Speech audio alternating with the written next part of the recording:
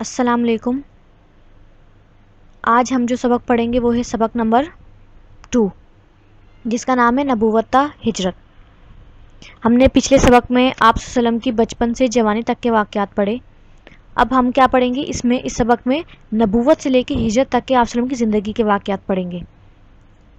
نبوت سے لے کے یعنی کہ جب آپ صلی اللہ علیہ وسلم کو نبوت عطا ہوئی تب سے لے کر ہجرت جب آپ صلی اللہ علیہ وسلم نے مکے کو چھوڑا تب تک۔ سب سے پہلے ہم اہم الفاظ دیکھ لیتے ہیں۔ اہم الفاظ نبوت یعنی کہ جب کسی کو نبی ہونے کا شرف حاصل ہو، وہی جو ہے وہ اللہ تعالیٰ کی طرف سے نبیوں کے اوپر اترتی ہے، وہ وہی کہلاتی ہے۔ غار ہرا ایک غار کا نام ہے، غار ہرا۔ شعب ابی طالب ایک جگہ کا نام ہے۔ یہ بھی دعوت یعنی کہ کسی کو جو اسلام کی دعوت دینا، اسلام کی طرف بلانا۔ ہجرت یعنی کہ اپنے شہر یا اپنے وطن کو چھوڑنا ہجرت کہلاتا ہے۔ اچھا، اس سبق میں جو بیان ہوا ہے صفحہ نمبر 19 میں جو ہے وہ یہ بتایا گیا ہے کہ جب آپ صلی اللہ علیہ وسلم کی عمر 40 سال ہوئی تو مکے کے لوگوں نے کیا کرا، اللہ کو چھوڑ کر جو ہے وہ بتوں کی پوجا شروع کر دی اور شرک کرنے لگے لوگ۔ تو آپ صلی اللہ علیہ وسلم کو یہ سب باتیں اچھی نہیں لگتی تھی، سمجھ نہیں آتی، تو آپ صلی اللہ علیہ وسلم کیا کرتے تھے، ان لوگوں سے الگ ہو کر ایک غار میں چل جایا کرتے تھے، وہاں پر اللہ کی عبادت کیا کرتے تھے، اور اس غار کا نام غار ہرا تھا۔ تو ایک دن یہ ہوا کہ آپ اس غار میں تھے تو ایک فرشتہ آیا، حضرت جبرائیل علیہ السلام اللہ تعالیٰ کی طرف سے آئے وحی لے کر۔ سب سے پہلے 40 سال کی عمر میں آپ کے پر وحی اتری، وحی لے کر آپ کے پاس آئے اور آپ کو پکڑا اور کہا کہ پڑھیے۔ آپ نے کہا کہ میں پڑھا لکھا نہیں ہوں، میں پڑھنا نہیں جانتا۔ آپ نے حضرت جبرائیل نے پھر آپ کو زور سے پکڑا اور یہی کہا، آپ سب نے بھی پھر وہی دہرایا۔ جب تیسری بار فرشتے نے پکڑ کر آپ کو کہا کہ کہیے اقرا بسم ربک الذی خلق، اپنے رب کے نام کے ساتھ پڑھ کہ جس نے ہر چیز کو پیدا کیا۔ یہ سورہ الگ کی 5 آیات جو تھیں وہ آپ پر سب سے پہلے وحی ہوئی اللہ تعالیٰ کی طرف سے، جو حضرت جبرائیل علیہ السلام لے کر آئے۔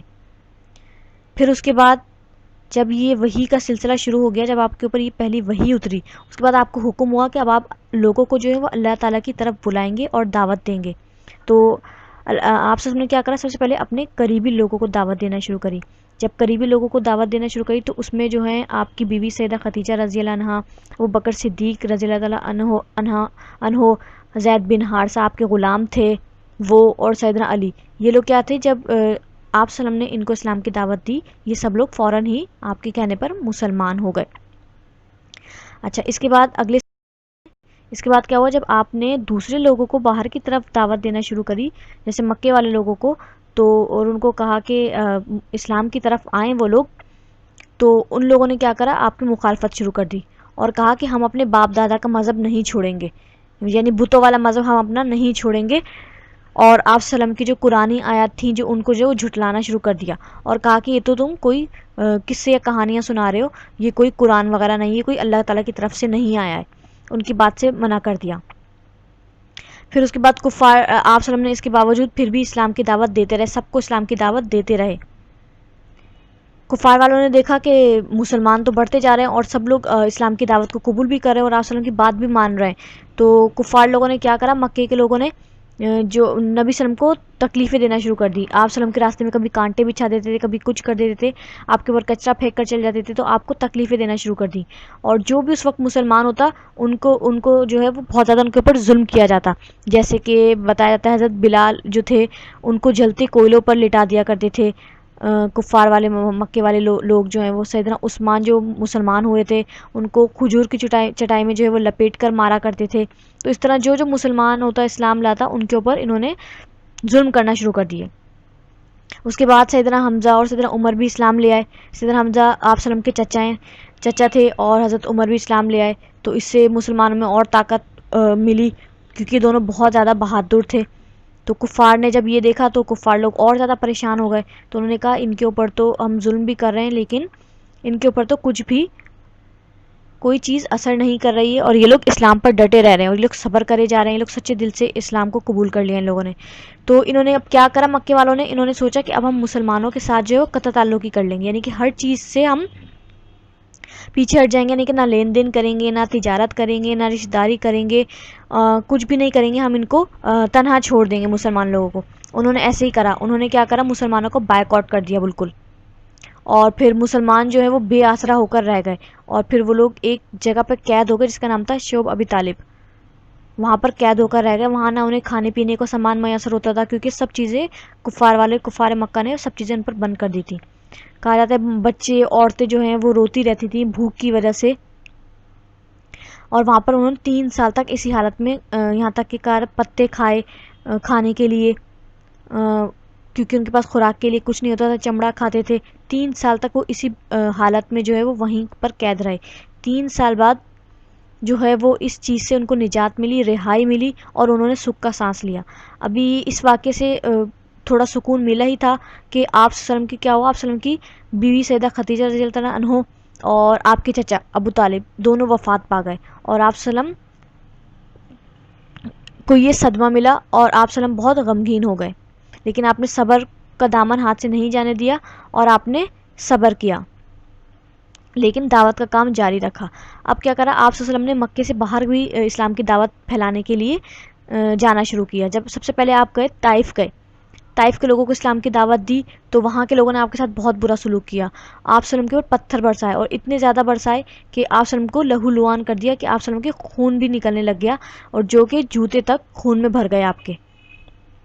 پھر آپ صلی اللہ علیہ وسلم نے لیکن پھر بھی اس وقت کے لوگوں کے لیے بد دعا نہیں کری، ان کو دعائی دی کہ اے اللہ ان کو ہدایت دے، یہ لوگ نہیں جانتے، کاش کہ یہ لوگ اسلام لے آئیں اور دین پر آ جائیں۔ بد دعا نہیں کی بلکہ ہدایت ہی دی۔ آپ صلی اللہ علیہ وسلم پھر اس کے بعد واپس مکہ آ گئے۔ جب آپ صلی اللہ علیہ وسلم واپس مکہ آئے تو اس دوران جو وہ حج کا مہینہ شروع ہو گیا، تو مدینہ کی طرف سے جو ہے وہ کچھ لوگ جو ہیں وہ حج کے لیے آئے ہوں گے، تو آپ صلی اللہ علیہ وسلم کے جب بارے میں ان کو پتہ چلا تو انہوں نے آپ صلی اللہ علیہ وسلم کے بارے میں سنا، اور کچھ لوگ جو تھے ان میں سے اسلام لے آئے۔ ان کچھ لوگ آگے صفحے پر دیکھیں، ان کچھ لوگوں نے مدینے میں جا کر آپ کو پیغام بتایا، اور مدینے میں چپا چپا جگہ پر، چھوٹی چھوٹی جگہ پر بھی کیا ہوا، مدینے میں آپ صلی اللہ علیہ وسلم کا پیغام پہنچ گیا۔ پھر وقت گزرتا گیا، پھر اگلے سال جب موسم حج آیا اگلے سال، تو مدینے کے کچھ جو اہم لوگ تھے، 7 لوگ، وہ آپ صلی اللہ علیہ وسلم کے پاس آئے ملنے کے لیے، اور انہوں نے اسلام قبول کیا، اور آپ صلی اللہ علیہ وسلم سے کہا کہ آپ جو ہے وہ مدینے آئیں اور مدینے میں آ کر اسلام کی دعوت دیں، اور پھر یہ آپ کو پیغام دے کر وہ لوگ چلے گئے۔ اب آپ صلی اللہ علیہ وسلم، یہ جو خبر تھی کہ آپ صلی اللہ علیہ وسلم مدینے جا کے اسلام کی دعوت دینے والے، کفار کو مل گئی۔ کفار نے یہ پلان کرا کہ اگر آپ صلی اللہ علیہ وسلم مدینے چلے گئے تو وہاں کے لوگوں کو بھی اسلام کی دعوت دیں گے، اور وہ لوگ طاقتور ہو جائیں گے۔ تو انہوں نے کیا کرا، سوچا کہ آپ صلی اللہ علیہ وسلم کو ہم قتل کر دیتے ہیں۔ قتل کرنے کا کفار نے منصوبہ بنا لیا۔ تو جب یہ منصوبہ بنایا تو اللہ تعالیٰ نے وحی کے ذریعے آپ صلی اللہ علیہ وسلم کو پہلے ہی آگاہ کر دیا کہ کفار لوگ جو وہ آپ کو قتل کرنے والے ہیں۔ تو جب آپ کو پتہ چلا تو آپ جو ہے وہ اپنے بہترین دوست سیدنا ابو بکر کو اپنے ساتھ لیا، اور کفار سے چھپ کر مدینے کی طرف سے نکل گئے، اور مدینے کی طرف جانے کے لیے مکی کی طرف سے نکل گئے۔